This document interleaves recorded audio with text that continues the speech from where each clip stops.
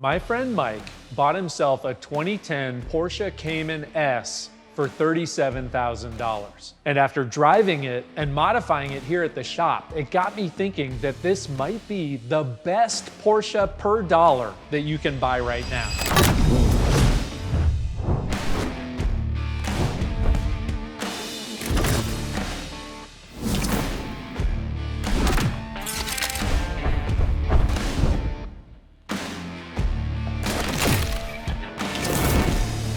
Let's say you're an enthusiast. You want a manual transmission and rear-wheel drive, and you've got around $35,000 to spend. As far as new cars go, how many options do you think are out there? Well, I'm sad to report that there are exactly two, the Mazda Miata and the Toyota GR86. Those are great cars, but they're not Porsches. And Mike had to have a Porsche. Right now, the least expensive new Porsche with a manual is the Carrera T, which starts at $148,000. The base Cayman was priced at less than half of that, but Porsche discontinued it last year, and there's no replacement in sight. In the sub $40,000 price range, we've really only got two contenders: 996 generation 911s and 987 generation Caymans and Boxsters. I've got a 996, and it's a great car from a driving standpoint, but the looks are not for everyone. And the engines have some weak points that are expensive to address. And no, I haven't dealt with my IMS bearing yet. And yes, I am slightly worried that my engine is a ticking time bomb.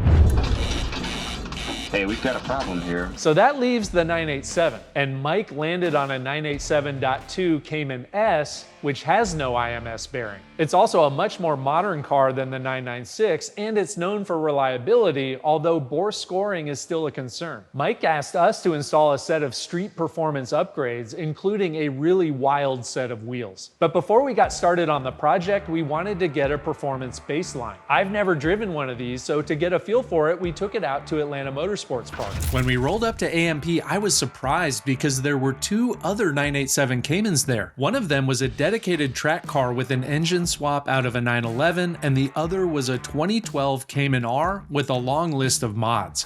Now, I want to be clear, this project isn't about turning Mike's Cayman into a track car. Mike is what we refer to as a Rennsport Dragon Rally fiend. He's attended 16 of these rallies now, and they're a big part of his automotive identity. The events are held in June and October. Hundreds of Porsches show up in every possible flavor. And these days, the October rally is so popular that the tickets sell out immediately.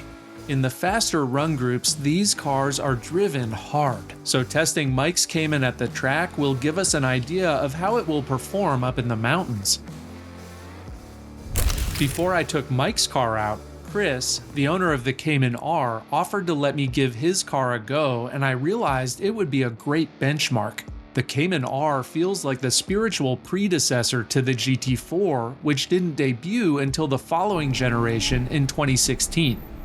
What you immediately notice about the 987 chassis is that it feels light and balanced. The mid-engine layout makes the car feel eager to rotate, and 330 horsepower from the 3.4-liter flat six feels like plenty for a tight and twisty course like AMP. Oh yeah, dude, this thing is so good.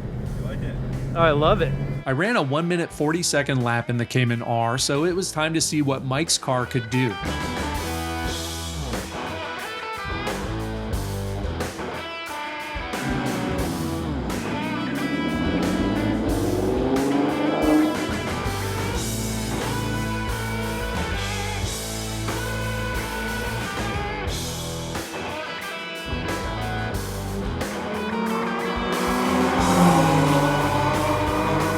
The stock suspension is not bad.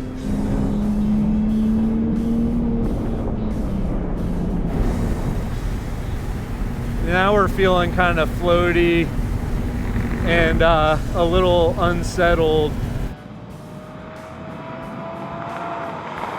Yeah, I don't love the brakes. That's the thing that's getting in the way even more than the suspension. Just a lot of pedal travel and kind of mushy feeling.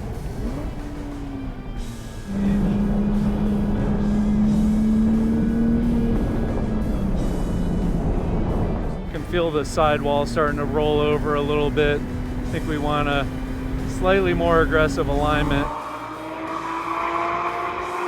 What's crazy though is in the mountains, in really twisty, low-speed stuff, this car can absolutely hang if it's got enough grip and if you have enough confidence in the car. And that's where suspension and brakes will go a really long way.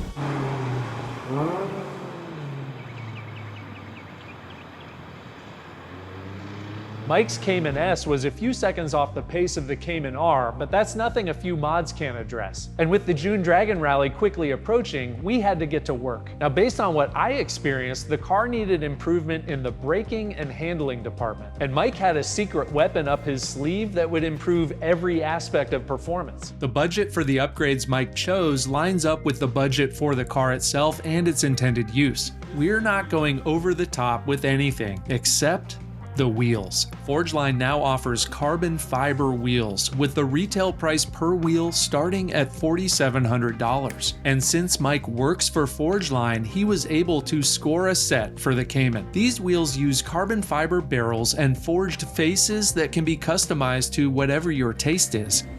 With the arrival of the wheels at the shop, we were ready to get started. This project is being tackled by Gabe, one of our Porsche trained techs. I like to call Gabe Mr. Meticulous because he always reads the directions and he always replaces torque to yield bolts.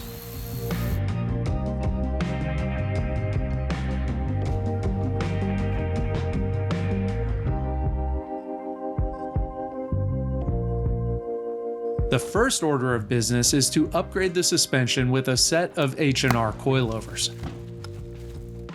We often recommend the Öhlins Road and Track kit, but those retail for $4,100 and they might be overkill for some applications. If you're simply looking to replace a worn-out set of factory struts and gain the ability to customize your ride height, H&R's Street Performance Coilover Kit retails for a little over $2,000. All the parts are built in Germany and the kit is German TÜV tested and approved.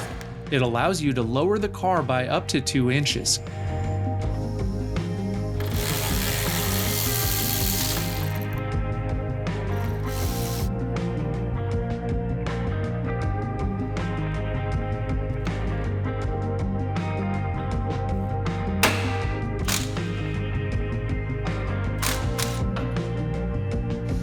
Gabe found that some of the factory suspension hardware wasn't fit to be reused, so we ordered new parts and moved on while we waited. For extended hard driving, you absolutely have to be confident in your brakes. And there's a massive gap between what's adequate for regular street driving and what you need for a track day or mountain run. Mike chose the Ferodo DS2500, which is a high-performance street pad that's capable of handling light track days. These have a higher friction coefficient than the factory pads, so they'll provide better initial bite when pressing the brake pedal, which translates to better feel and more confidence.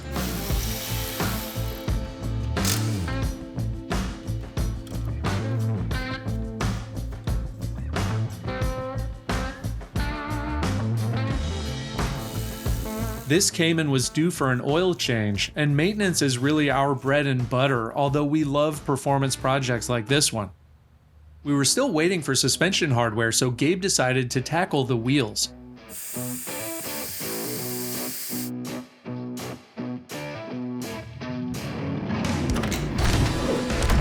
Mike is running a set of Continental Extreme Contact Sport 02 tires on the factory sport wheels, and he decided to transfer those over to the new Forge lines.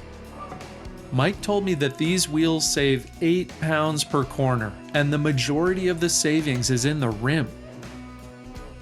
Reducing unsprung weight helps with every aspect of performance driving, from braking to acceleration to cornering. Forgeline uses a patented design that they claim makes these incredibly durable, and the nature of carbon fiber means they reduce the harshness of impacts compared to aluminum wheels.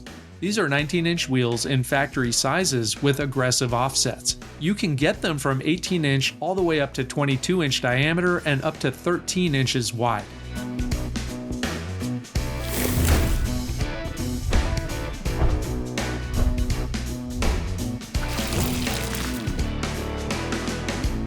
suspension parts arrived so Gabe could wrap up the remainder of the coilover install.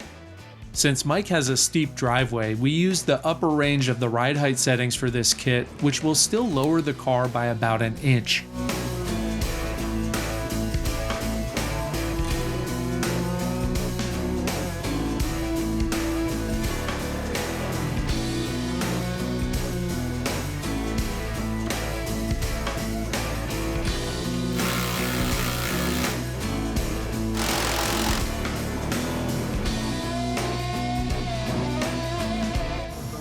On the table. Yeah. Whoa!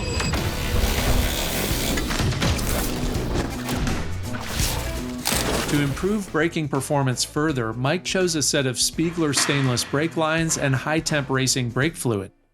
These lines won't flex at all, so pedal feel should be improved, and high-temp fluid won't boil even after extended mountain driving, so brake fade won't be a concern.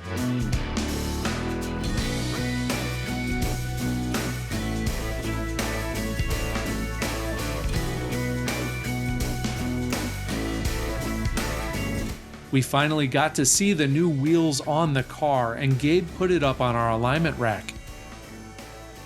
Having the car up in the air gives you a different vantage point than you're used to, and the new look of the car with the wheels and lowered stance was really striking.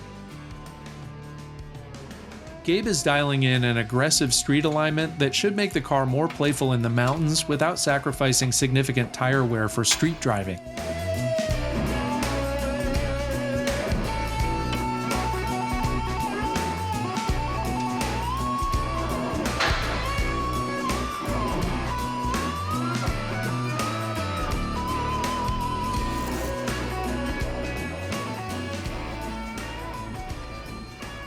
We wanted to take the car straight to AMP for a comparison test, but we had to wait because the Dragon Rally was starting.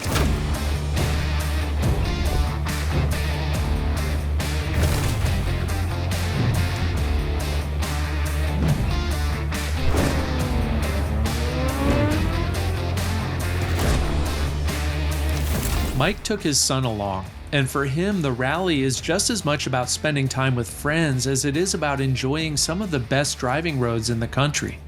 I could tell how proud he was of the car, and I don't blame him. In my eyes, the 987.2 is a future classic. Compared to modern cars, it feels very analog with its hydraulic steering and lack of drive modes. And Mike's car is instantly recognizable with the forge lines. He came back from the rally thrilled with how the car performed, so I was eager to take it back out to AMP to see how the upgrades would translate to lap times.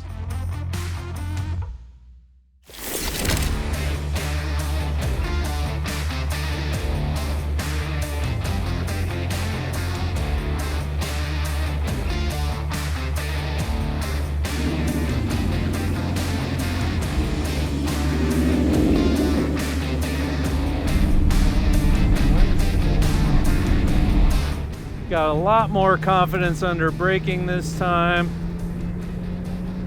Oh yeah. That's so much more grip.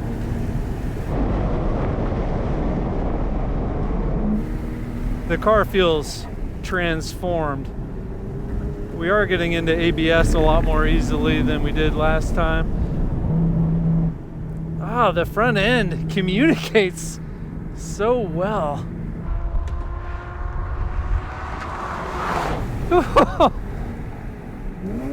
6 second improvement over last time. 6 seconds is an eternity.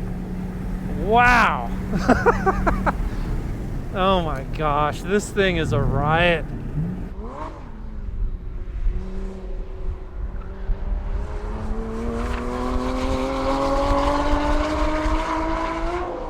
You can 100% feel the difference from the wheels, and the coilovers go a long way too.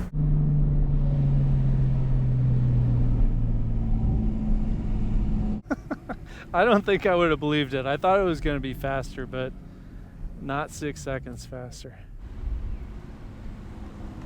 This is a really spectacular car. Mike and I talked about it a lot at the track. I think that it's great that an enthusiast on a budget can still afford a fun, fast, modern, good-looking Porsche. But as with all things in the Porsche sports car world, prices are going up. So if you're on the fence about buying one, now might be the time.